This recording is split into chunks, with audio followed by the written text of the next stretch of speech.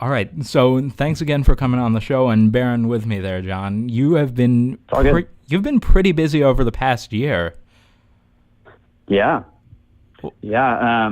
It's actually kind of funny that we're doing this today because tomorrow is the 1 year anniversary of releasing our last full length album, Strange New State.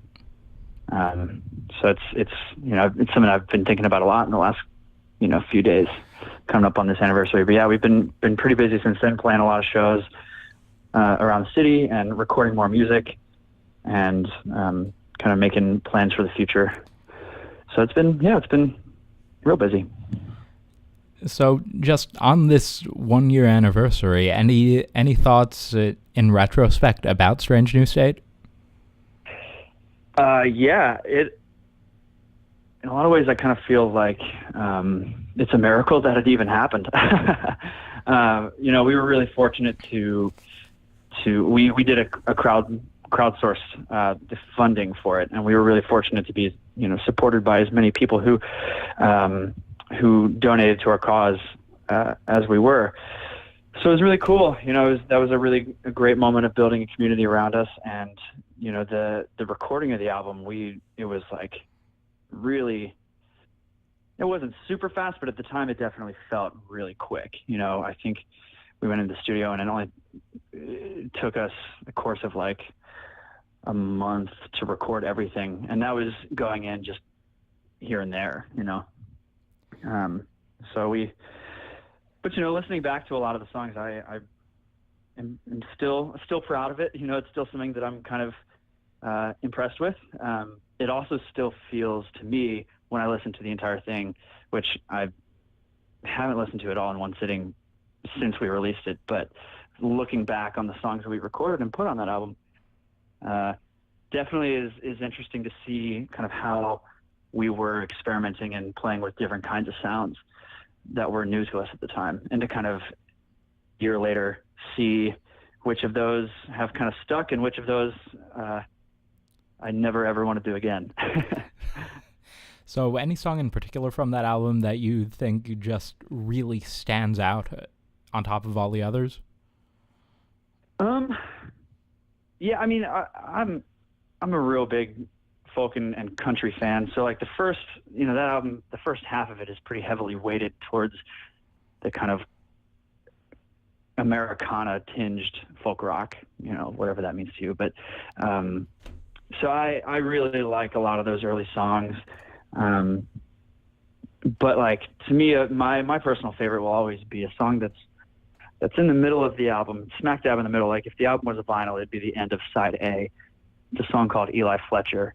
That, it was one of those cases where we went into the studio and I had a very specific idea of what I thought that song was going to be, and it turned into something completely different, in a really exciting way. So I've always been a big fan of that one. Actually, that one of my later questions was about that song, because I've been listening to it several times recently, and Oh, cool. the lyrics seem a lot different than other stuff you've done. It seems more like a narrative.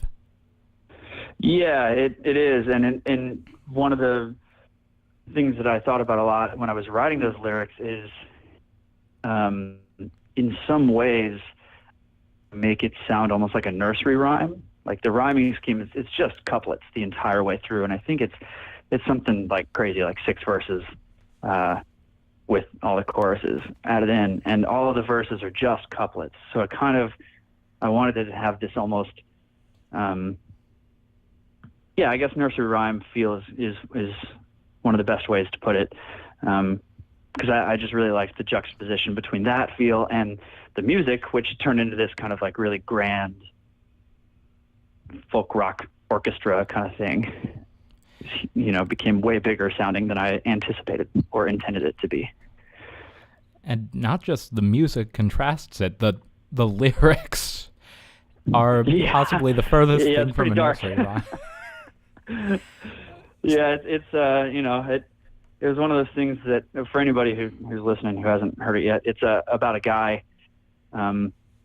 who it's from the narrator's point of view. He's a friend of this guy named Eli Fletcher, who is kind of a small town a small town hero. He's one of those golden boys of a small town, and he ends up dying in a drunk driving accident throughout the course of the song. And you kind of come to find by the end of the song that the narrator has also died in the crash. So he's kind of narrating this from some sort of other side of life point of view.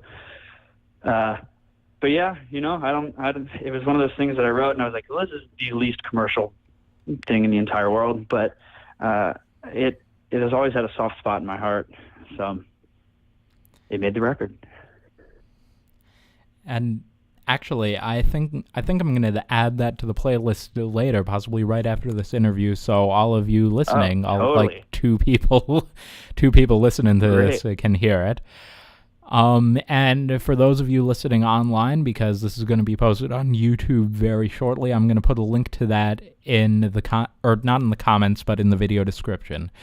So you mentioned that it's one of the least that it's not a very commercial song, and that segues really nicely into my next set of questions.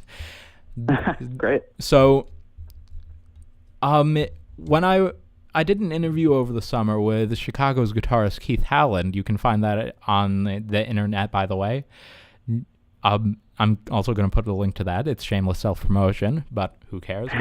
So he said that he thought that production as a whole has lost some of its art since the 1960s and 70s, specifically referencing Steely Dan's Asia. Their guitarist died just a couple of days before this interview, which is incredibly sad. But so, as somebody currently in recorded music, currently recording, currently playing, what are your thoughts on studio engineering and on recorded music as a whole in the time we live in? Oh, that's a big one, Sam. Yeah, and it's something that I feel like I have. I don't know. My opinions are still kind of evolving on that as I go. But I think for me, it's all about, in terms of like what I think about production when going into the studio, is what is and this is coming from the genre that Common Jack is, that kind of folk rock with a tinge of like indie rock kind of stuff. Because for like, pop music, it's a totally different thing. But from my point of view, I always go in thinking, what is the bare minimum of what this song needs? Think about the material that are in the lyrics, and going in and saying what is, I don't want to overdo it, because it's super easy to go into a studio and just pile arrangements on top of arrangements. It's really easy to, go in and do drums organically and then just pile drum samples onto the drums to make it sound bigger, because that's what a lot of, top 40 and popular radio stations expect. And that's what a lot of the modern ear expects, is this huge sounding, uber compressed recording. But if you, thinking about Steely Dan and Chicago and a lot of those bands, it was unbelievably dynamic. When they were soft, they were really, really quiet. It's like, compared to even modern day folk rock and rock and roll now, if you listen to somebody like the Beatles, you almost always have to turn your headphones way, way, way up just to get it to where, what modern day stuff is. Or at least that's what I've experienced so far. But I really think a lot about just keeping things to the bare minimum.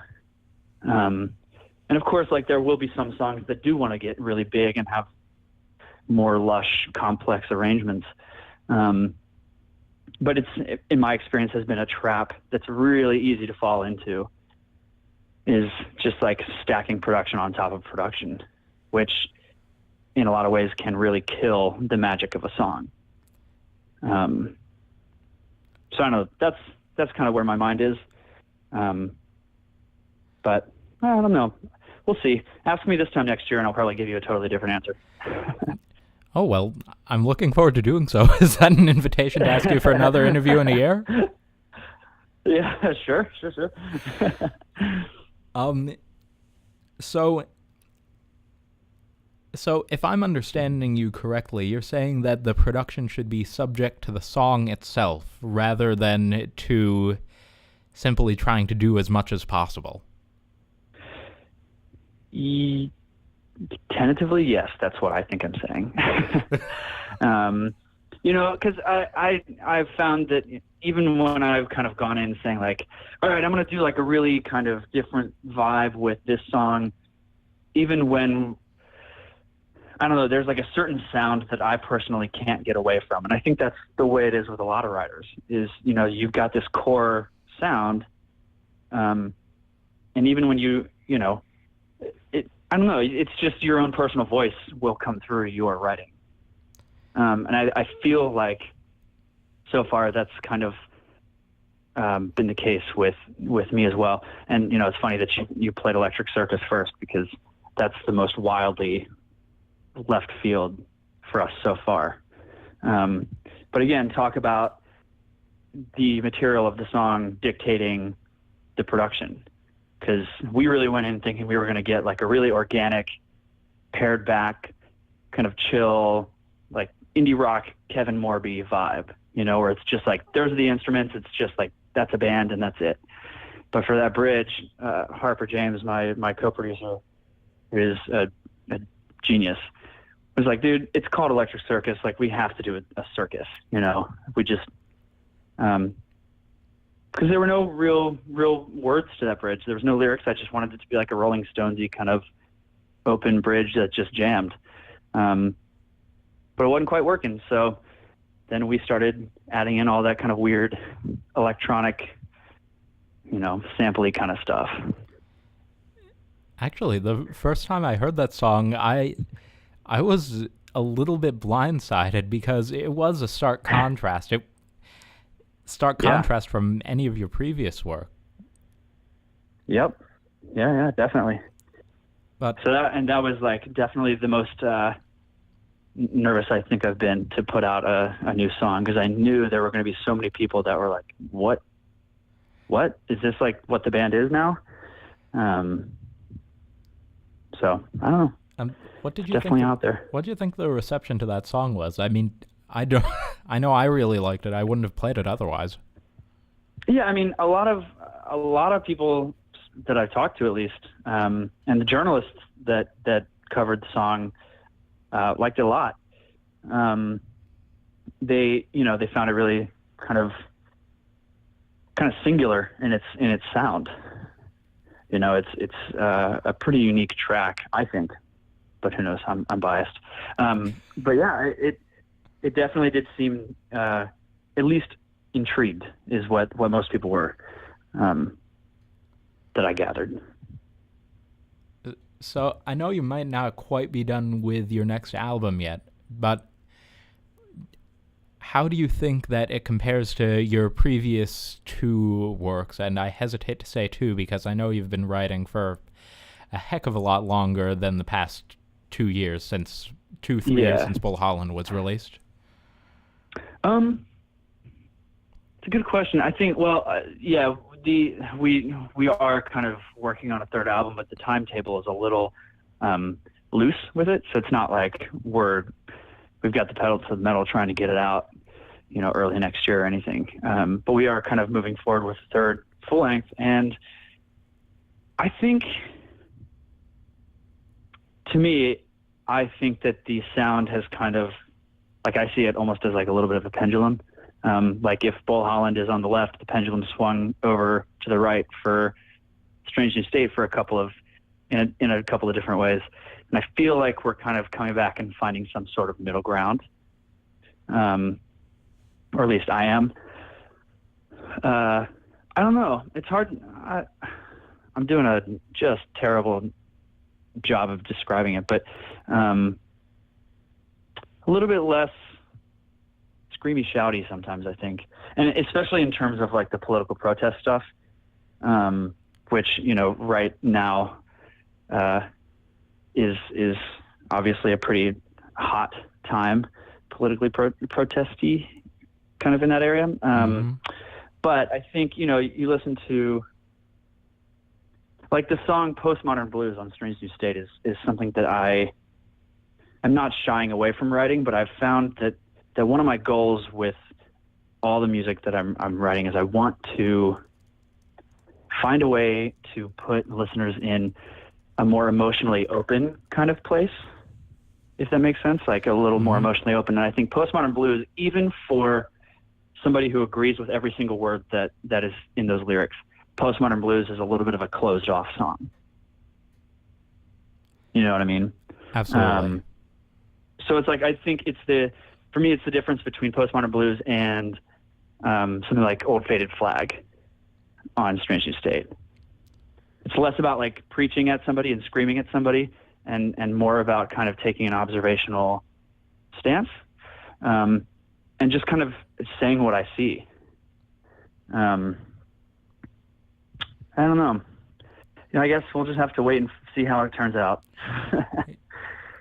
Well, I can't wait, and I know a lot of people can't wait, but please don't go too quickly, because I mean, you've got to go at your own pace, otherwise it ain't going to turn out as you want it. Right. And you go into a studio with all these ideas of what you think it's going to be, and it turns into something totally different, because it'll take a left turn, and you just got to follow the way that follow the path that you find yourself on. And I mean, you've done that before to great success with Eli Fletcher and Electric Circus just being two prime examples of that. And also, I just wanted to mention on a personal level, everyone out there should listen through both Bull Holland and Strange New State, but the production on Bull Holland really just holds a special place in my heart. Totally. Totally get that. Not just because it was recorded down the street from my house. I still haven't stopped by Q Recording Studios, by the way. I've got to do that. Yeah, dude, it's great. It's really an incredible place. It's it was one of those cases where we just got lucky, and I met Jim Ebert, the producer that he produced that, and he's brilliant. He's been around the block. He just knows his stuff, and the room that we recorded in, the space was just gorgeous. It was huge and just had every possible little recording studio toy you could possibly think of or possibly ever want. So yeah, it was a really special album to make. Yeah, and I mean, this is going to sound oddly specific, but I want to see the mic scheme on the string instruments, because I just think that the string quartet or quintet, I think I heard 4 in I Fall Away, which I'm also going to be playing later in this show. Yeah, it was 4. Yeah, I just really wish I could see how they were mic'd, because it was pretty genius. It was pretty genius. Jim's engineer is a guy named Sean, and he was the one who was setting up all the mics, and he was the one engineering all the sessions, and that guy's also like some next level brilliant kind of talent. He is just genius. Jimmy Bird always called him his own personal recording Jedi, because he could just make weird magic happen. Magic indeed, with that entire album. I think I've kept you a little bit longer than planned. That's okay. It's not a problem. Don't have somewhere to be? No, not at all. All right.